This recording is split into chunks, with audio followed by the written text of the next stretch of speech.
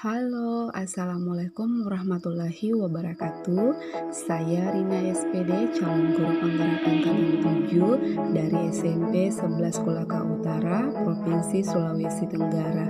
Kali ini saya akan melakukan aksi nyata modul 1.4 mengenai budaya positif dengan Ibu Fasilitator Elvira Talanifa SPD MPD dan Bapak Pengajar Praktik Komarudin SPD MPD.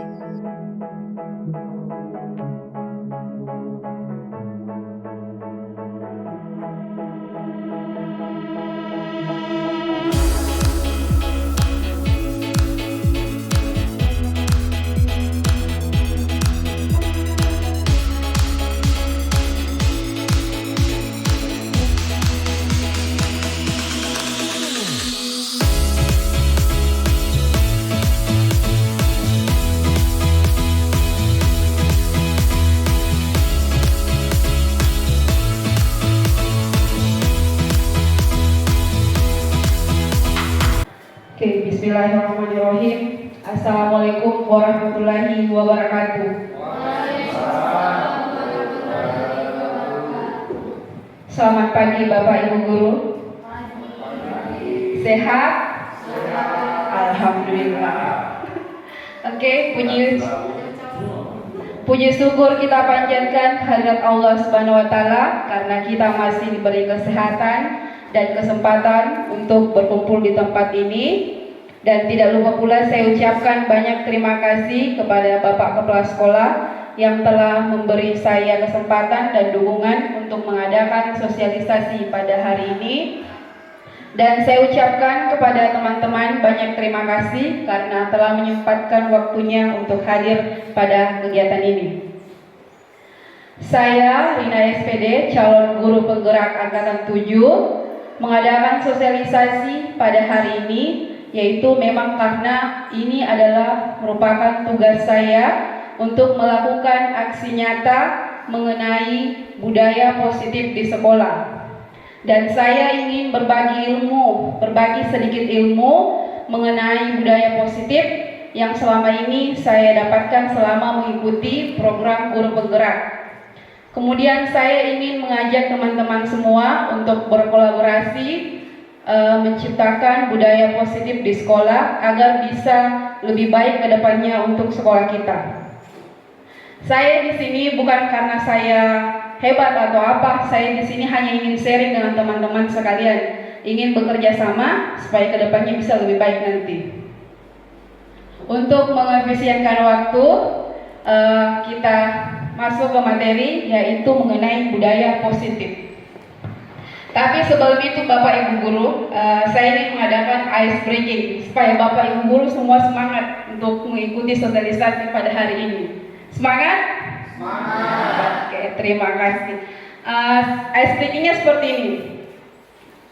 Kalau saya angkat tangan kiri, berarti saya bagi dua ya Bapak Ibu. Di sini sebelah kiri, di sini sebelah kanan. Jadi kalau saya begini berarti tepuk satu kali.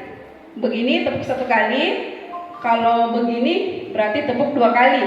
Yang sebelah kiri berarti yang tepuk tangan, bukan yang sebelah kanan di. Paham Bapak Ibu? Oke, kita mulai. Saya tes dulu. Harap diperhatikan Bapak Ibu. Yang kiri dulu. Kalau saya angkat tangan kanan, berarti yang sebelah kanan tepuk tangan. Oke? 1, 2, 3. Kalau begini berarti, kalau begini satu kali, kalau begini berarti dua kali. Kalau tiga kali berarti tiga kali. 1, 2, 3.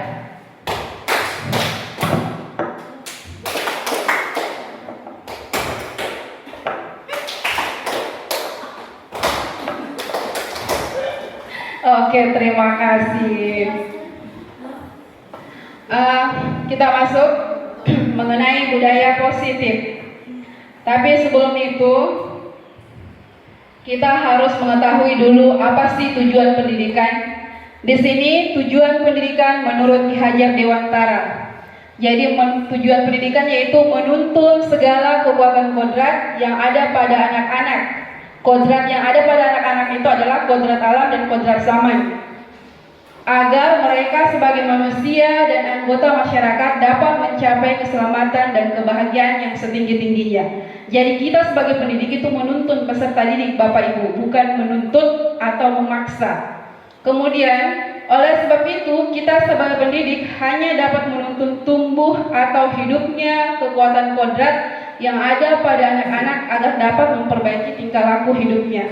Jadi Bapak Ibu, di kurikulum Merdeka itu tidak ada lagi istilah pemaksaan. Jadi kita hanya menuntun peserta didik, dituntun sesuai dengan kodrat alamnya, karena pada dasarnya peserta didik itu sudah memiliki kodrat alamnya tersendiri. Jadi kita arahkan ke arah yang lebih baik saja. Kemudian kita masuk ke budaya positif. Dalam menuntun itu salah satu caranya adalah menanamkan budaya positif. Saya rasa di sekolah ini sudah ada budaya positif, seperti sholat duhur berjamaah di sekolah itu merupakan suatu budaya positif. Kemudian kerja bakti setiap hari Jumat itu sudah budaya positif Bapak Ibu. Nah, budaya positif di sekolah adalah nilai dan kebiasaan di sekolah yang berpihak kepada peserta didik agar mereka dapat berkembang menjadi pribadi yang kritis, penuh hormat dan bertanggung jawab sesuai dengan profil pelajar Pancasila. Jadi Bapak Ibu, profil pelajar Pancasila itu ada 6. Yang pertama apa Bapak Ibu?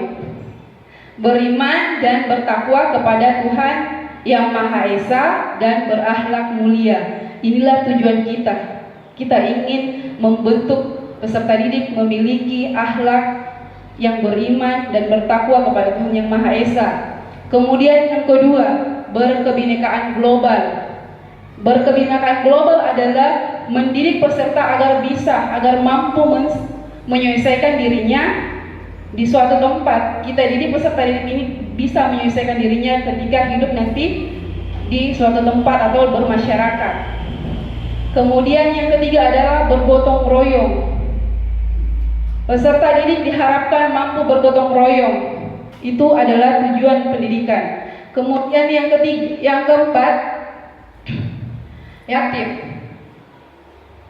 kreatif Bapak Ibu, itu yang diharapkan di kurikulum Merdeka yang harus diciptakan untuk peserta didik, yang harus diciptakan dari peserta didik. Kemudian lanjut, konsep utama budaya positif. Konsep utama budaya positif ada 7. Yang pertama, perubahan paradigma belajar.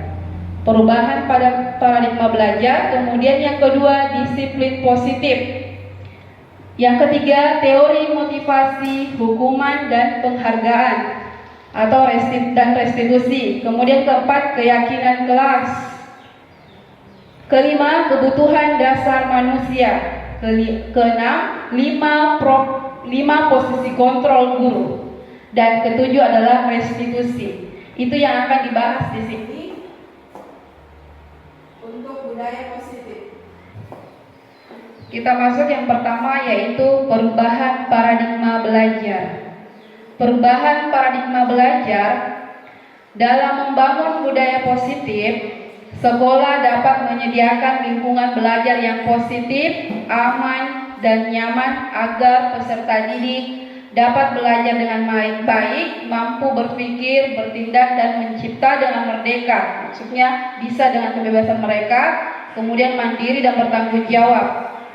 Dari stimulus respon menjadi teori kontrol. Jadi di sini Bapak Ibu kita tidak yang perlu dikembangkan di sini adalah motivasi intrinsiknya, bukan motivasi ekstrinsik. Jadi yang diharuskan yang kita lakukan bagi Bapak Ibu guru yang perlu ditingkatkan pada diri peserta didik itu adalah motivasi intrinsiknya, bukan motivasi ekstrinsik.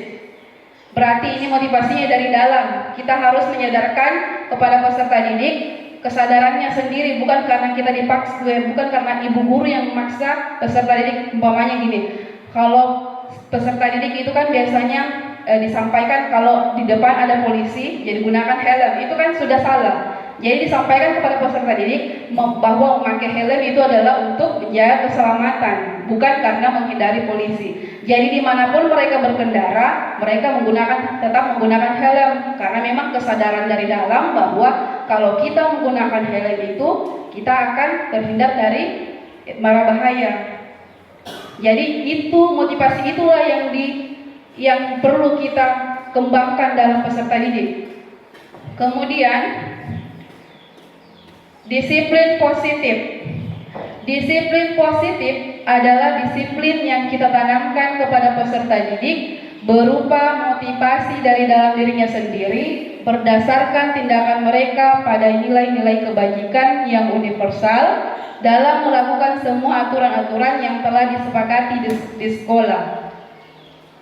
Kemudian tujuan akhir dari disiplin adalah agar siswa memahami perilaku mereka sendiri, kemudian mengambil inisiatif dan bertanggung jawab terhadap pilihan mereka sendiri. Berarti di sinilah kemampuan untuk mengontrol diri peserta didik. Itu yang harus dikembangkan.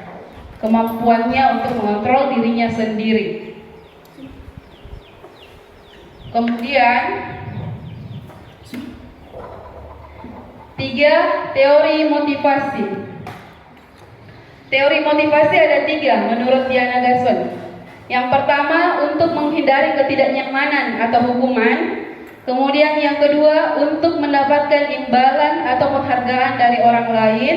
Kemudian ketiga, untuk menjadi orang yang mereka inginkan dan menghargai diri sendiri dengan nilai-nilai yang mereka percaya. Itu ada 3 teori motivasi. Yang pertama, untuk menghindari ketidaknyamanan atau hukuman. Terkadang contohnya seperti ini. Ada guru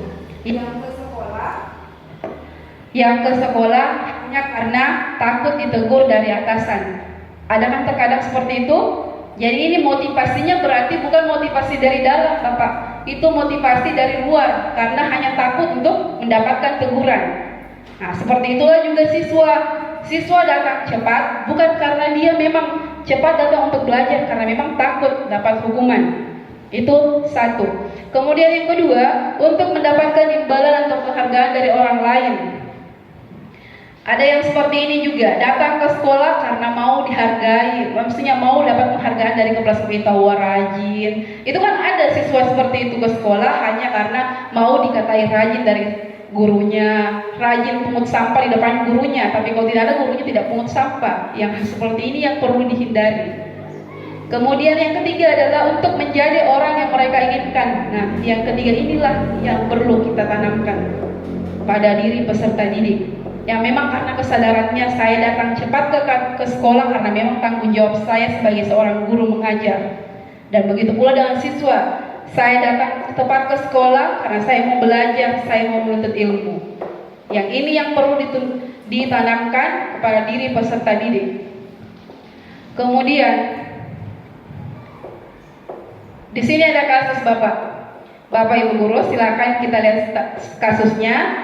Mita kurang menguasai pelajaran matematika, sehingga pada saat pelajaran tersebut berlangsung, dia lebih banyak berdiam diri atau menggambar di buku pelajarannya.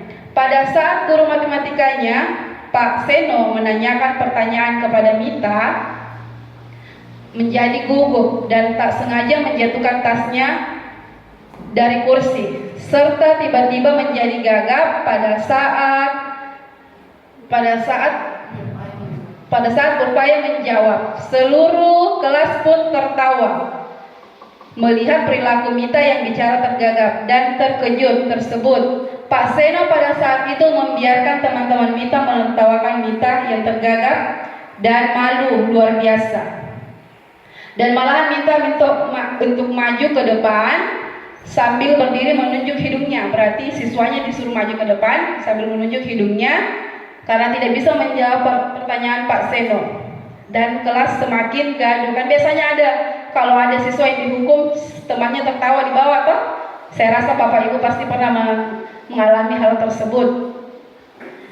Apakah Bapak Ibu setuju dengan tindakan Pak Seno terhadap Mita? Kira-kira Bapak Ibu setuju tidak kalau Pak Seno melakukan hal tersebut? Setuju atau tidak? Tidak. Oke. Menurut Bapak Ibu, tindakan Pak Seno terhadap Mita adalah sebuah hukuman atau kalau siswanya disuruh maju ke depan sambil menunjuk hidungnya. Konsekuensi atau hukuman? Menurut Bapak Ibu, konsekuensi atau hukuman? Kalau siswanya disuruh maju ke depan sambil mengangkat kakinya dan menunjuk hidungnya, hukuman atau konsekuensi? Ya, Bapak Ibu, itu adalah sejenis hukuman. Hukuman itu menyakitkan untuk peserta didik. Tapi perasaannya yang malu Bapak Ibu itu menyakiti hatinya.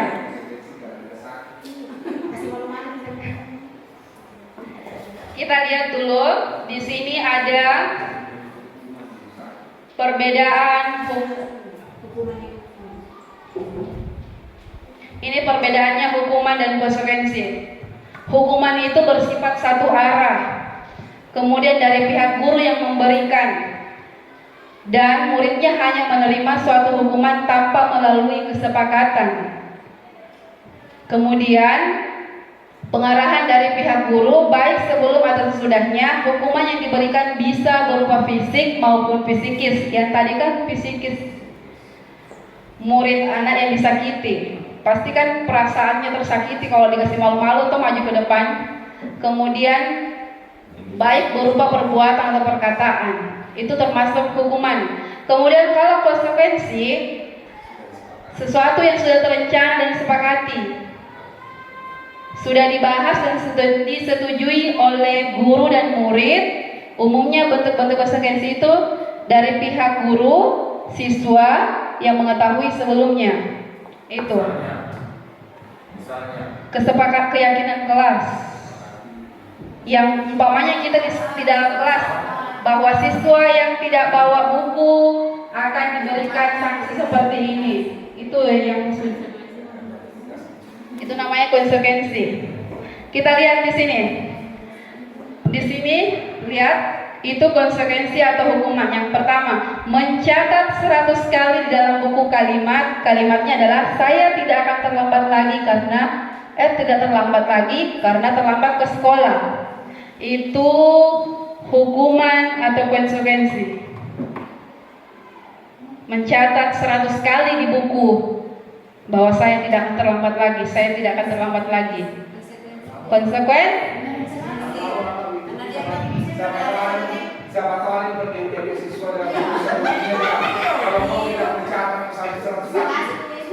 Ya, itu termasuk konsekuensi. Kemudian kalau kedua, lari mengelilingi lapangan basket 2 kali karena terlambat hadir di sekolah. Hukuman karena itu menyakiti. Segala sesuatu yang menyakiti peserta didik itu masuk dalam hukuman. Sekarang dilarang Bapak Ibu membuat perjanjian. Keyakinan kelas itu bersifat positif. Jadi tidak boleh membuat kesepakatan yang menyakiti peserta didik. Oke, kita lanjut kepada kasus yang kedua. 3. Lari membersihkan coretan yang dibuat di meja tulis.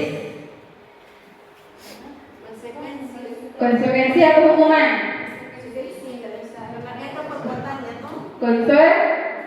Konsekuensi. Kemudian murid diminta untuk push up 15 kali karena tidak menggunakan masker. Hukuman. Oke. Menggantikan kertas tugas teman yang telah dicoret-coret. Berjemur di lapangan basket pukul 12 siang karena mengobrol dengan teman. Hukuman atau konsekuensi? Oke, hukuman. Kemudian murid diminta bertelanjang kaki sepanjang hari karena tidak menggunakan sepatu warna hitam sesuai peraturan sekolah. Hukuman. Kemudian membersihkan tumpahan air di meja tulis karena tersenggol pada saat belajar. Konsekuensi. Kita lihat dulu Bapak. Ibu, ini ada di sini. Di sini. Ya, ini Bu, ada identitas gagal dan identitas sukses. Hukuman itu, kalau kita memberi hukuman kepada peserta didik itu namanya identitas gagal. Jadi sudah dilarang Bapak Ibu, sebisa mungkin tidak digunakan memberikan hukuman kepada peserta didik. Kemudian di situ ada identitas sukses. Di situ ada disiplin, konsekuensi, dan restitusi. Ini kata-katanya, ciri-cirinya ceritanya. Kalau hukuman itu sesuatu yang menyakitkan, kemudian tidak nyaman untuk murid, segala sesuatu yang membuat tidak nyaman itu masuk. Kemudian tidak nyaman untuk murid atau anak untuk jangka waktu pendek. Kalau hukuman dia panjang akibatnya. Kalau konsekuensi pendek akibatnya, tidak, istilahnya tidak menderita lama. Kalau restitusi menguatkan murid, anak dalam jangka waktu panjang. Nah, inilah yang perlu ditanamkan, restitusi pada guru peserta didik yang perlu digunakan dalam proses pembelajaran. Restitusi, namanya restitusi. Jadi kita lihat saja ciri-cirinya, ini sudah ada semua ciri-cirinya. Kita lanjut.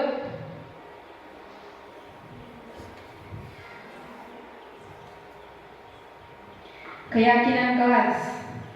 Di dalam menciptakan atau mengimplementasikan budaya positif yang perlu dilakukan Bapak Ibu adalah keyakinan kelas. Keyakinan kelas adalah sesuatu yang diyakini bersama, yang berasal dari penyatuan pikiran untuk menjadi nilai kebaikan untuk diturunkan ke kelas-kelas. Jadi ini keyakinan kelas. Harapan saya setelah saya berbagi, Bapak Ibu membentuk keyakinan kelas di kelasnya masing-masing. Ini adalah kesepakatan antara guru dan murid. Kemudian prosedur pembentukannya itu di atas. Yang pertama, mempersilakan warga sekolah atau murid di sekolah atau di dalam kelas, karena ada kesepakatan kelas, ada juga kesepakatan sekolah. Dipersilakan muridnya untuk membuat kesepakatan bersama guru. Kemudian mencatat semua masukan-masukan dari para peserta didik. Jadi jangan cuma kita yang mengeluarkan pendapat Bapak Ibu, yang didengarkan juga pendapatnya peserta didik ya. Kemudian susunlah keyakinan kelas menjadi prosedur pembentukan keyakinan kelas. Gantilah kalimat dalam bentuk yang negatif menjadi positif. Contohnya, kalimat yang negatif itu jangan berlari di kelas atau koridor. Jadi jangan pakai jangan lagi. Ganti menjadi berjalanlah di kelas atau koridor sekolah, atau buanglah sampah pada tempatnya. Jangan bilang jangan buang sampah sembarangan. Jadi kalimat negatif itu diubah menjadi kalimat positif. Buanglah sampah pada tempatnya. Datanglah pada tepat waktu. Kerjakan tugasnya tepat waktu. Kemudian tinjau kembali setelah dibuat, setelah dirangkum semua masukan-masukan siswa dan guru, ditinjau kembali secara bersama. Kemudian setelah ditinjau, dibuat menjadi pamflet-pamflet, ditempel-tempel di daerah yang mudah ditemukan siswa, supaya mereka tahu bahwa ini ada aturan sekolah, aturan kelas yang perlu dipatuhi. Jadi kita tempel di kelas Kak, kalau memang keyakinan kelas. Kemudian yang kelima adalah kebutuhan dasar manusia. Kita tidak bisa mengimplementasikan budaya positif kalau kita tidak mengetahui kebutuhan dasar manusia atau kebutuhan dasar peserta didik. Ini yang perlu kita ketahui Bapak Ibu. Jangan asal masuk mengajar tanpa mengetahui kebutuhan dasar peserta didiknya. Jangan asal memberi hukuman kepada peserta didik kalau tidak tahu apa sih penyebabnya mereka berbuat seperti itu. Kebutuhan dasar manusia ada 5. Yang pertama, bertahan hidup. Bertahan hidup. Bertahan hidup itu termasuk dalam karena biasanya ada peserta didik yang tidak memiliki rumah. Itu yang dibutuhkan. Ada peserta didik yang tidak memiliki rumah. Itu yang dibutuhkan. Mungkin butuh perlindungan, keamanan, atau makanan. Misalnya seperti ini. Ada peserta didik yang suka mengganggu temannya, suka mengambil bekal temannya. Nah, berarti ini peserta didik yang membuat pelanggaran ini berarti mungkin saja dia tidak memiliki makanan atau mungkin dia lapar. Berarti kebutuhan yang ingin dipenuhi adalah kebutuhan hidup. Jadi harus dicari tahu dulu, jangan sampai dia tidak punya makanan mungkin di rumah sehingga dia merampas makanan temannya di sekolah. Jadi itu yang perlu diketahui oleh guru. Jangan asal menghukum saja, asal memberikan sanksi. Kita harus ketahui kenapa sih mereka membuat seperti itu. Kemudian kedua, kasih sayang dan rasa ingin diterima. Ada yang mengambil makanan temannya mungkin karena ingin dikasih sayang. Biasanya kan ada peserta didik yang berbuat begitu karena ingin cari perhatian. Cari perhatian sama temannya, cari perhatian sama gurunya. Dan gurunya biasa kalau memproses kan biasa disampaikan sama orang tuanya bahwa anak ini begini. Nah, orang tuanya jadi memperhatikan di rumah. Jadi itu mungkin mereka berbuat seperti itu karena mungkin kurang kasih sayang. Kemudian ketiga adalah kebebasan. Mungkin ingin bebas, mungkin karena bosan dengan bekalnya itu saja, jadi dia selalu rampas bekalnya temannya. Jadi dia ingin kebebasan. Kemudian keempat, kesenangan. Biasa dirampas makanan temannya karena senang, dia mukanya temannya kalau marah-marah. Biasa begitu Bu? Iya. Biasa seperti itu. Dia rampas makanan temannya karena suka sekali kalau menangis temannya. Itu adalah rasa ingin mendapatkan kesenangan tersendiri. Ya, ada juga makanan temannya dirampas. Berarti itu kebutuhan apa itu kalau seperti itu? Masuk kebutuhan apa?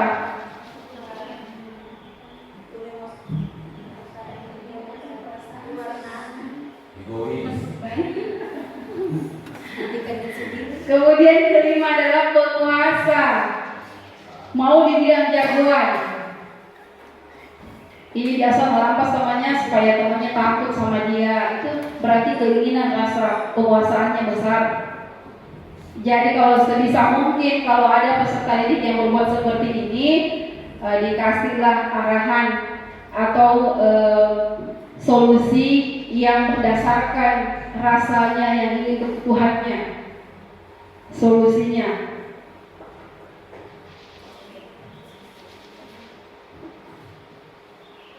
Kemudian lanjut posisi kontrol guru. Posisi kontrol guru ada 5. Penghukum. Siapa yang termasuk guru yang sudah menghukum? Saya juga termasuk Bapak Ibu. Tapi setelah saya mengetahui ini, saya berusaha untuk mengurangi memberi hukuman. Kemudian kedua, membuat rasa bersalah. Karena ada seperti itu yang selalu membuat siswanya merasa bersalah. Kemudian ketiga, teman. Di sini ada yang bersifat teman kepada siswanya. Ada kan biasa. Kemudian pemantau. Manajer, yang terakhir manajer. Ini posisi penghukum. Begini ciri-cirinya guru yang posisinya penghukum. Seorang guru bisa menggunakan hukuman fisik maupun verbal. Orang-orang yang menjalankan posisi penghukum senantiasa mengatakan bahwa sekolah memerlukan sistem atau alat yang dapat menekan murid. Jadi ini posisi penghukum ini suka menekan peserta didik. Kemudian guru-guru yang menerapkan posisi penghukum akan berkata, biasanya kata-katanya guru penghukum seperti ini: patuhi aturan saya atau awas. Kan biasa seperti itu Bapak. Saya juga selalu begitu. Kemudian kamu selalu saja salah. Kan biasa selalu keluar kata-kata yang seperti itu. Kamu selalu salah. Tidak pernah benar. Kemudian pasti selalu. Itu tadi ciri-ciri posisi penghukum. Kemudian lanjut posisi membuat rasa bersalah. Membuat rasa bersalah itu biasanya guru bersuara lebih lembut. Kemudian pembuat rasa bersalah akan menggunakan keheningan. Biasa dipanggil baik-baik.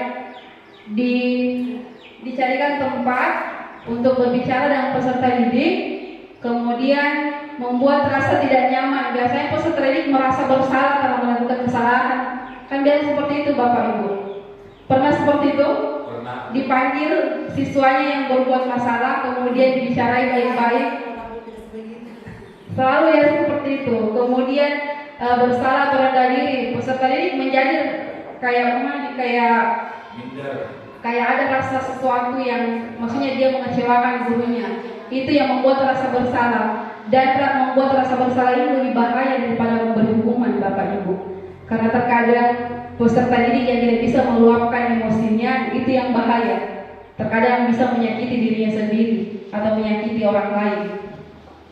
Ini bisa jadi psikopat. Kemudian biasa kata-kata yang dikeluarkan guru, ibu sangat kecewa sama kamu. Kan biasa seperti itu Bapak Ibu. Saya sangat kecewa sama kamu. Kemudian berapa kali Bapak harus memberitahu kamu? Berapa kali harus saya bilangi kenapa masih begitu? Pernah jawab, pernah. Gimana coba kalau orang tua kamu tahu kamu berbuat seperti itu? Biasa kan seperti itu Bapak Ibu? Sering kali. Jadi sebisa mungkin ini diminimalisir agar tidak dilakukan karena ini berbahaya untuk peserta didik. Karena tidak semua mental peserta didik itu sama. Kemudian di posisi ini biasanya memberikan penilaian buruk terhadap murid. Kemudian posisi teman. Siapa yang biasa menggunakan posisi ini? Ketika ada peserta didik menghadapi masalah, posisinya sebagai teman. Posisi tidak akan menyakiti murid, namun akan tetap berupaya mengontrol murid melalui persuasi. Posisi teman pada guru bisa negatif ataupun positif. Kemudian positif di sini berupa hubungan baik yang terjalin antara guru dan peserta didik. Guru di posisi teman menggunakan hubungan baik dengan umur untuk mempengaruhi seseorang. Kemudian kata-kata yang biasa digunakan, ayo bantulah dengan ibu ya. Ada kan biasa begitu, jangan seperti itu nak, kasihan saya sebagai wali kelasmu. Itu posisi teman. Kemudian ayo ingat, tidak bantuan bapak selama ini. Kamu ingat tidak, saya selalu bantu kamu selama ini. Coba bantulah ibu. Kan biasa seperti itu. Itu namanya posisi teman. Kemudian ya sudah, kali ini tidak apa-apa. Kali ini tidak apa-apa, nanti ibu akan bereskan. Biasa seperti itu kan Bapak Ibu. Tenang nih, nanti saya atur telur. Biasa seperti itu. Itu namanya posisi teman. Hal negatif dari posisi teman. Hal negatifnya ini dari posisi teman. Ini sebenarnya bagus, tapi ada negatifnya. Nah, bila suatu saat guru tersebut tidak membantu, maka murid akan kecewa dan berkata, saya pikir Bapak Ibu teman saya. Biar seperti itu kan? Kalau tidak dibantu lagi, pasti siswanya lagi kecewa. Dan selama ini perasaan kita berteman. Kemudian murid merasa dikecewakan dan tidak mau lagi berusaha. Hal lain yang mungkin timbul yaitu dia hanya melakukan hal tersebut pada guru tertentu. Guru satu itu jadi gurunya yang anggap guru, yang lain tidak anggap guru. Biasa begitu tuh, akibat kelebihan posisi teman digunakan di sekolah. Kemudian pemantau, posisi pemantau. Ada juga guru seperti ini, menjadi pemantau. Pemantau berarti mengawasi. Pada saat kita mengawasi, kita bertanggung jawab atas perilaku-perilaku orang yang kita awasi. Posisi pemantau berdasarkan pada peraturan-peraturan dan konsekuensi hubungan pribadi dengan murid. Sebagai seseorang yang menjalankan posisi pemantau, pertanyaannya biasa, peraturannya apa? Apa yang telah kamu lakukan? Sanksi dan konsekuensinya apa? Ini posisi pemantau. Kamu sudah melakukan hal kesalahan tersebut, jadi apa kira-kira konsekuensinya? Itu adalah posisi pemantau. Selama ini saya lihat kamu sudah seperti ini. Itu namanya guru yang posisi pemantau. Kemudian manajer. Posisi terakhir adalah posisi manajer. Posisi ini yang sangat perlu ditanamkan. Posisi di mana guru berbuat sesuatu bersama dengan murid, mempersilahkan murid mempertanggungjawabkan perilakunya. Kemudian mendukung murid agar dapat menemukan solusi atas permasalahannya sendiri. Jadi di sini guru peserta didik yang melakukan kesalahan disuruh cari solusinya. Kira-kira apa solusinya atas kesalahan yang telah kamu perbuat? Itu adalah posisi manajer. Kemudian seorang manajer telah memiliki keterampilan di posisi teman. Jadi kalau guru yang bersifat manajer, berarti dia sudah termasuk dalam posisi teman maupun pemantau. Dan demikian bisa jadi di waktu-waktu tertentu kembali kepada posisi kedua tersebut. Kemudian kata-kata yang biasa diucapkan oleh guru yang bersifat manajer yaitu apakah kamu meyakininya? Apa yang kita yakini? Apa yang telah kita yakini selama ini? Apa yang telah kita buat di peraturan apa yang telah kita sepakati dalam kelas? Kesepakatan kelas apa yang sudah kita sepakati? Kenapa kamu melanggar peraturannya lagi? Kemudian jika kamu meyakininya, apakah kamu bersedia memperbaikinya? Kata-kata inilah yang akan diucapkan nanti ketika ada peserta didik yang melakukan kesalahan. Jika kamu meyakininya, apa kamu bersedia memperbaikinya? Jadi sisa ini Bu yang kita pakai nanti. Kemudian jika kamu perbaiki hal ini menunjukkan apa tentang dirimu? Kemudian apa rencana kamu untuk memperbaiki hal ini? Itu yang ditanyakan kepada peserta didik yang telah melakukan kesalahan. Tugas seorang manajer bukan untuk mengatur perilaku seseorang, bukan untuk mengatur. Kita membimbing murid untuk dapat mengatur dirinya sendiri. Bukan kita yang mengatur, tetapi peserta didik yang mengatur dirinya sendiri. Jadi dia disuruh cari solusinya sendiri bagaimana. Kemudian restitusi, segitiga restitusi. Ini pembahasan mengenai posisi kontrol manajer. Segitiga restitusi adalah suatu proses dialog yang dijalankan guru atau orang tua agar dapat menghasilkan peserta didik yang mandiri dan bertanggung jawab. Posisi ini yang istilahnya yang saya harapkan Bapak Ibu guru dapat terapkan di sekolah.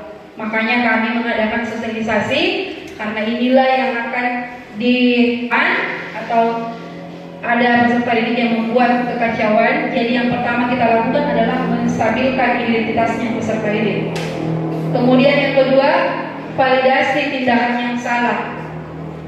Kemudian yang ketiga, menanyakan keyakinan. Menanyakan keyakinan ini berarti berhubungan dengan keyakinan kelas yang sudah dibuat yang tadi.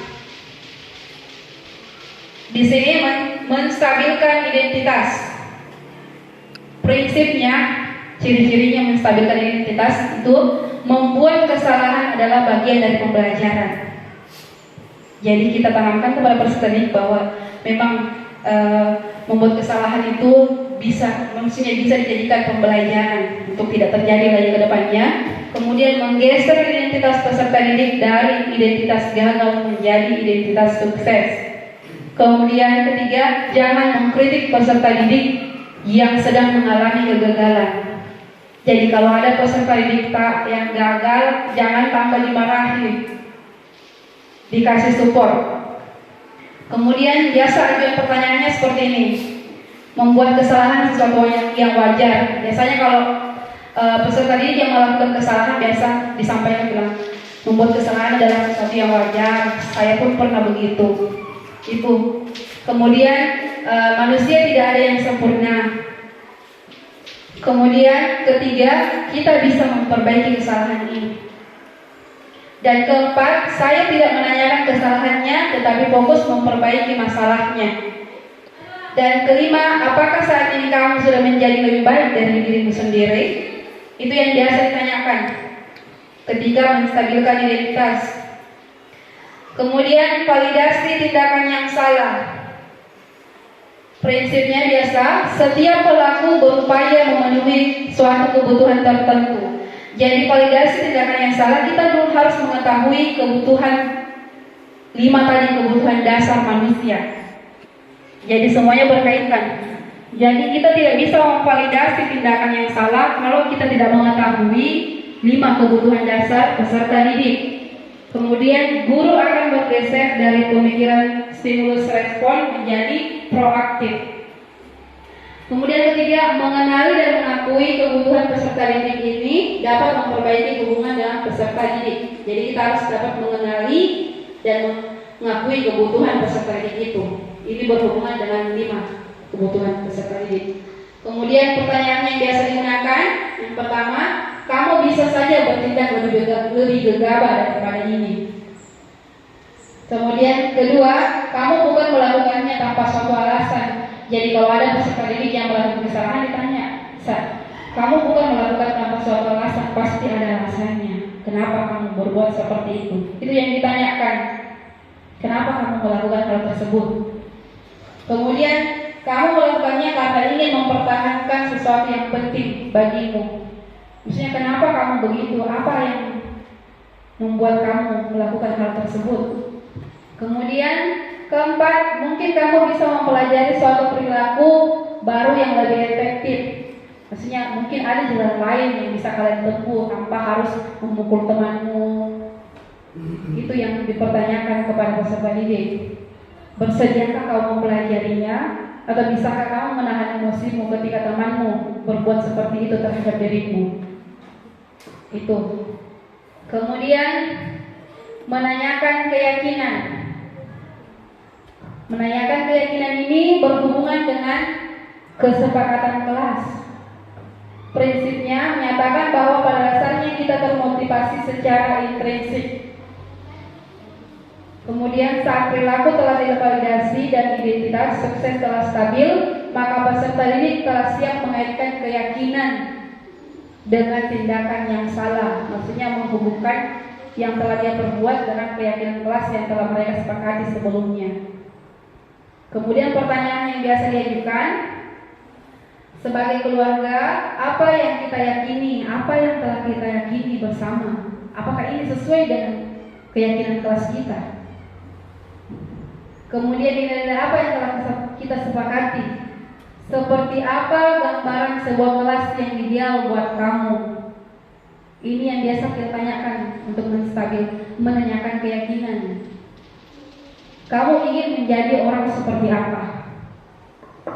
Itu kita tanyakan sama peserta didik kita kalau mau menanyakan keyakinannya. Di sini saya perlihatkan contoh posisi manajer. Semangat Bapak Ibu. Semangat. Kita ice breaking dulu biar lebih semangat lagi. Oke. Ice breakingnya seperti ini. Tepuk tangan, baru tepuk paha 2 kali, baru beginikan jempolnya, terus sebut namanya dan nama temannya. Sebut nama dan nama temannya. Pada saat umpamanya nama kalian disebut, langsung sebut nama diri Anda sendiri, kemudian sebut nama temannya, kemudian temannya melanjutkan yang namanya disebut. Toh, Bapak Ibu siap? Atau saya beri contoh dulu? Iya. Gambarnya seperti ini. Apa lagi? Konsentrasi dimulai. Konsentrasi dimulai. Ingat Agus Musafir. Itu. Jadi namanya yang disebut, nama guru yang disebut sama mereka menjawab. Iya. Nah, sambung dengan bapaknya Jumaris Handia, dia sambung lagi Handia. Terserah siapa yang belum disebut. Oh, nama saya disebut. Iya, nama. Iya, tidak usah. Kita lanjut saya tanya saja. Oke. Boleh Pak Masri. Tidak boleh urutan. Ini berarti konsentrasinya yang biasa. Apakah Bapak ini konsentrasi atau tidak? Karena ketika namanya disebut, berarti saya yang disebut. Oke, siap Bapak Ibu? Siap. Kita bersamaan tepuk tangan. Tangannya tetap bertepuk tangan sambil menunggu namanya disebut. Oke, siap. Siap. 1, 2, 3. Konsentrasi. Konsentrasi dimulai. Agus.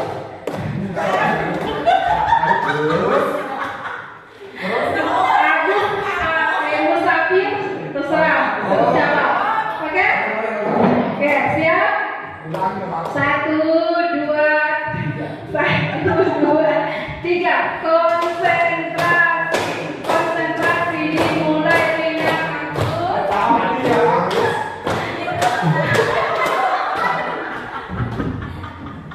Harlia, Mila.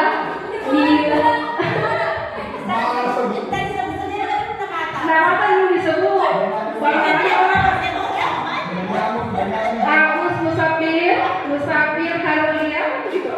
Oh, Yolanda. Satu kali lagi. 1, 2, 3. Konsentrasi. Konsentrasi dimulai dengan Agus. Agus Satria. Agus.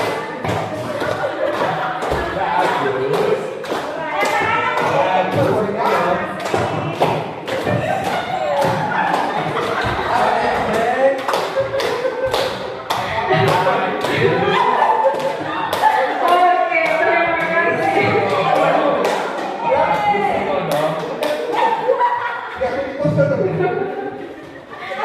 Itu ice breaking Bapak Ibu. Jadi ketika peserta didik jenuh di dalam kelas mengajar, gunakan ice breaking. Ice breaking ini gunanya yang tadi kan gerak antara gerakan dan konsentrasi. Mendengarkan. Jadi bahagia dulu sebelum masuk katanya. Jangan bawa masalahnya di rumah ke sekolah.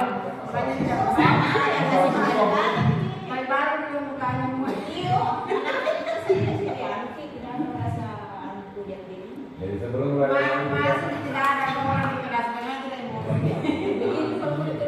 Sebelum saya kasih tayangan YouTube, bisa kita baca dulu ini.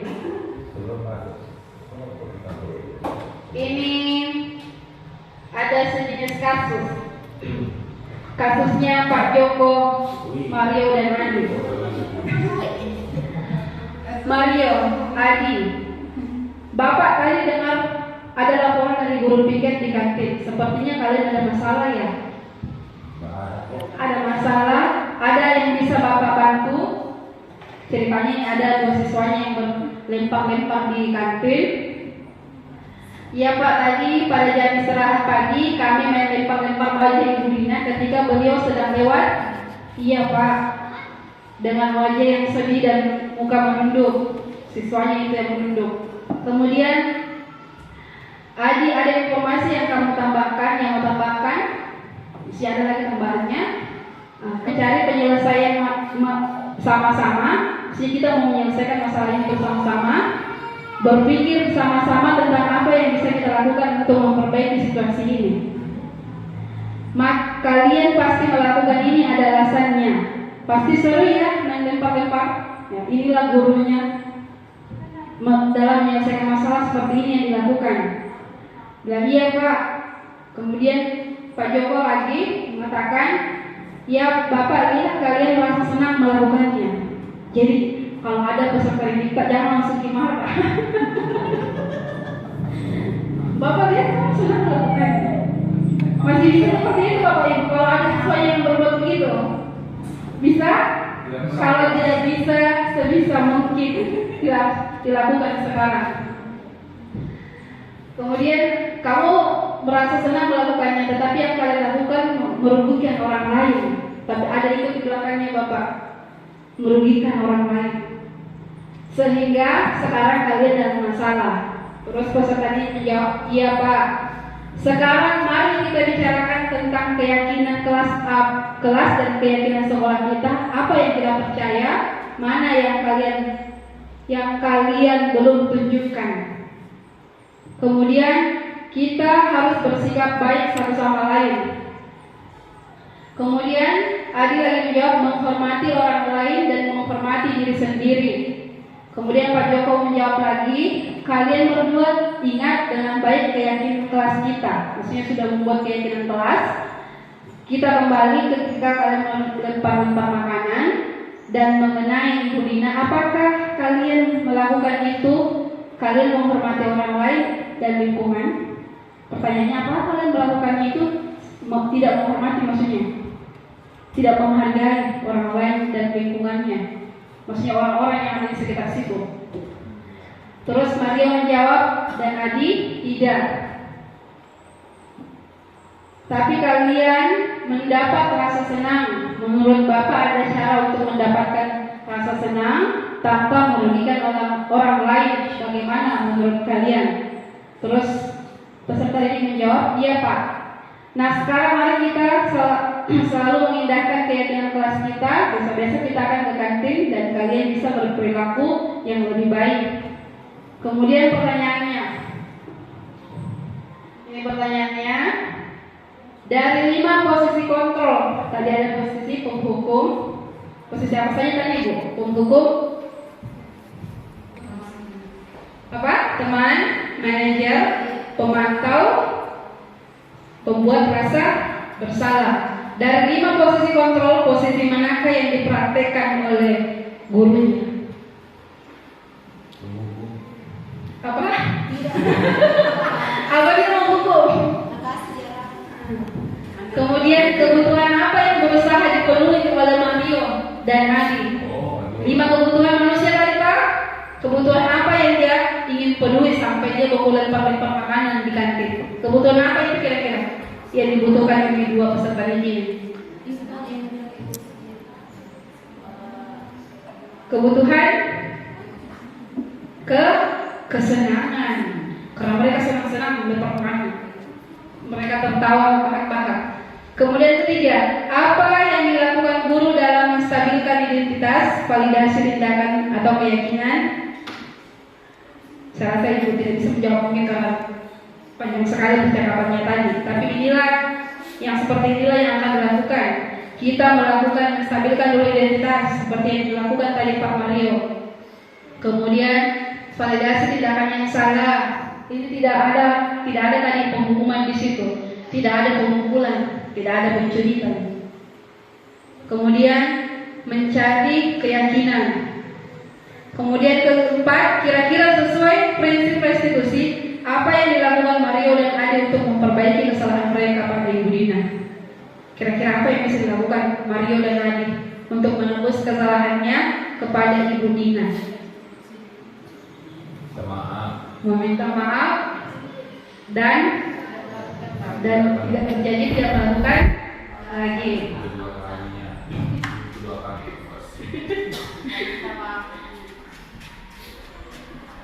Di sini ada contoh penerapan segitiga restitusi.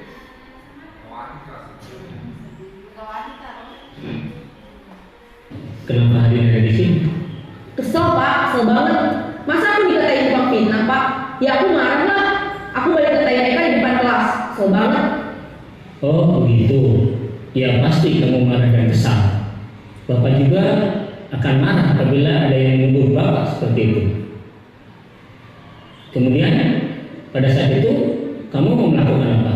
Ya saya langsung ngatain Eka lah Pak. Kesel banget. Saya bentak-bentak dia di depan teman-teman lain. Oh begitu. Pasti kamu melakukan seperti itu karena suatu alasan tertentu kan? Iya lah, masa saya diam saja Pak? Ya saya bela diri lah. Masa saya dituduh tukang fitnah? Ya wajar lah. Mempertahankan harga diri itu sesuatu yang penting buat kamu. Untung kamu tidak bertindak lebih gegabah lagi. Ini validasi tindakan yang salah. Iya Pak. Untung saya masih bersabar dan hanya meminta saja. Sudah gemes padahal. Saya pasti bela diri lah. Ya pasti ya. Tapi kamu memilih untuk tetap bertahan dan bersabar. Kamu memilih untuk tidak berbuat lebih parah lagi, kan? Iya. Nah, sekarang coba kita lihat lagi tindakan kamu yang mentak-mentak Eka di kelas. Tindakan kamu itu kira-kira sesuai dengan keyakinan kelas atau prinsip kamu tidak? Enggak lah Pak. Capek Pak jadi pemarah. Jadi keyakinan atau prinsip mana yang kurang sesuai dengan keinginan kamu? Ya, saya sebenarnya sangat menghargai orang lain. Mungkin saat itu saya menjadi emosi, jadi tidak menunjukkan sikap itu. Kamu meyakini tidak? Menghargai orang lain itu penting buat kamu. Yakinlah Pak. Iya, setuju. Kita harus saling menghargai. Namun ada juga keyakinan yang kita sepakati yang perlu. Ya nyaman lah, bangga bisa bersabar dan menahan diri. Baiklah kalau begitu. Yuk kita pikirkan bagaimana memperbaiki masalah ini. Itu contohnya Bapak Ibu.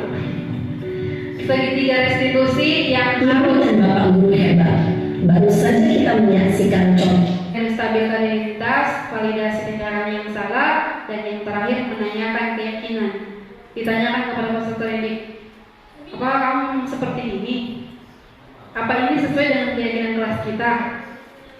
Jadi semua budaya positif bisa tercipta dengan baik di sekolah, di kelas, kalau sudah guru sudah menerapkan membuat keyakinan kelas, sudah mengetahui kebutuhan dasar manusia atau peserta didik, sudah mengetahui posisi kontrol yang bagus atau yang bisa digunakan, dan bisa membedakan posisi penghukum dan posisi restitusi. Jadi ini restitusi sesuai dengan posisi manajer yang harus digunakan di kurikulum Merdeka. Jadi Bapak Ibu Guru, saya harap apa yang saya sampaikan hari ini bisa Bapak Ibu terapkan juga di kelas masing-masing agar kita bisa berkolaborasi bersama mengimplementasikan budaya positif agar sekolah kita bisa lebih baik dan menciptakan peserta didik yang memiliki jiwa yang berprofil belajar Pancasila. Saya harap ini bisa kita nanti kolaborasikan bekerja sama agar kedepannya bisa lebih baik. Mungkin ada pertanyaan dari Bapak Ibu Guru yang masih kurang dimengerti, silakan ditanyakan. Saya mungkin yang lebih bagus ini JPI adalah Merdeka.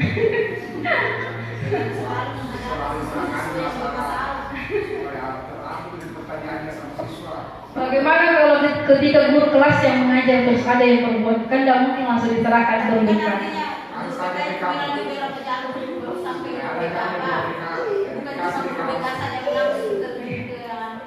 Iya, sebenarnya segitiga restitusi ini Bapak Ibu bisa diterapkan oleh setiap guru tergantung dari permasalahannya.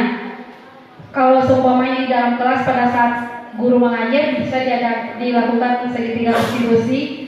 Tapi kalau sifatnya sudah di luar dari kelas, itu bisa ditangani oleh wali kelas atau guru BK.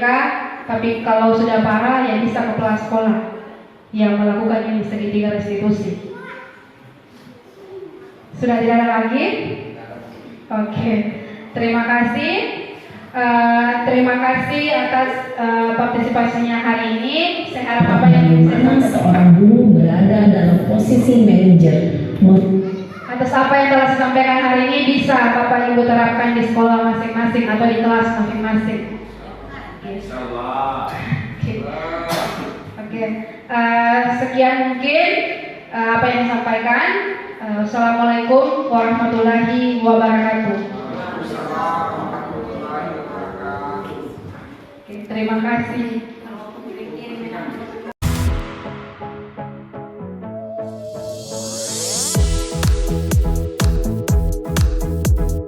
Assalamualaikum warahmatullahi wabarakatuh.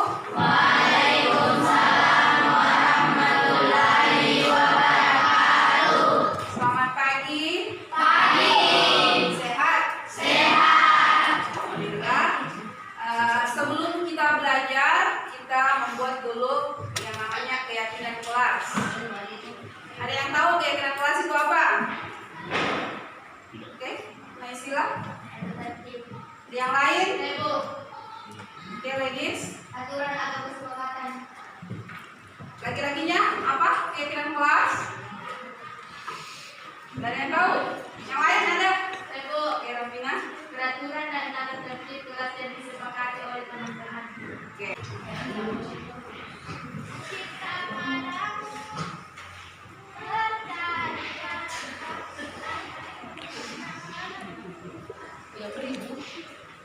Jadi keyakinan kelas itu adalah sesuatu yang telah kita yakini bersama yang berasal dari penyatuan pikiran.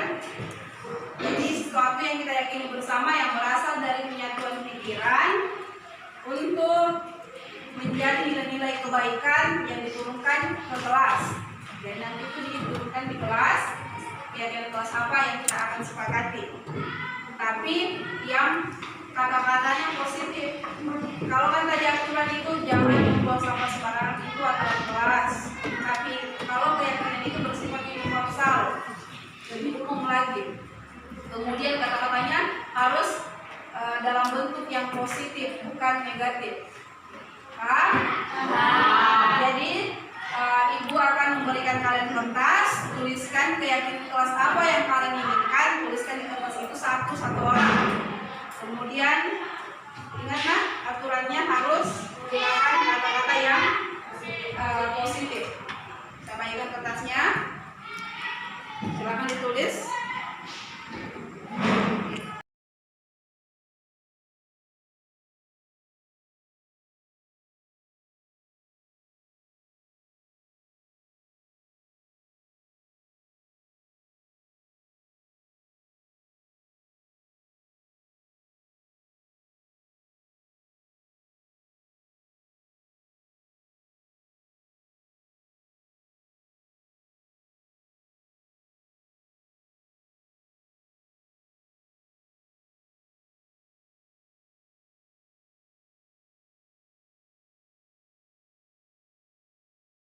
Ini hasil keyakinan kelas kita, yaitu membuang sampah pada tempatnya. Ini semua hasil rangkuman dari keyakinan kelas kalian. Jadi ini harus kalian yakini karena ini adalah kesepakatan kita bersama. Jadi harus kalian implementasikan di dalam kelas kalian. Jangan membuang sampah pada tempatnya, menghargai dan menghormati guru, kemudian mengikuti peraturan kelas, kepada guru ketika ingin keluar kelas. Jadi itu keyakinan kelas kita. Saya harap ini bisa kalian implementasikan di dalam kelas. Karena keyakinan kelas itu adalah apa? Apa keyakinan kelas? Kesepakatan kita bersama atau penyatuan pikiran. Jadi itu yang akan diterapkan di dalam kelas.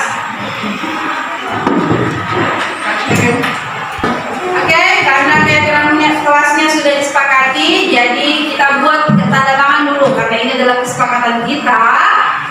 Jadi silakan maju satu-satu untuk tanda tangan keyakinan kelasnya. Silakan ya sila.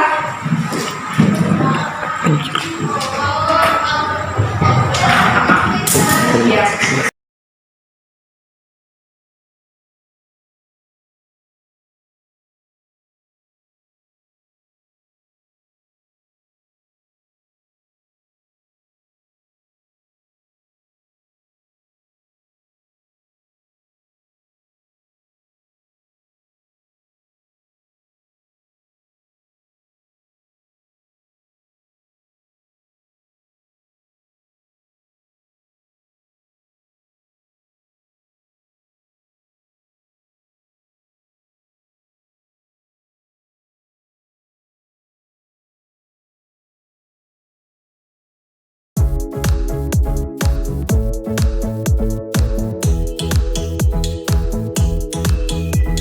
Bismillahirrahmanirrahim. Assalamualaikum warahmatullahi wabarakatuh. Saya Windy Sari SPD, guru SMP Negeri 11 Kolaka Utara.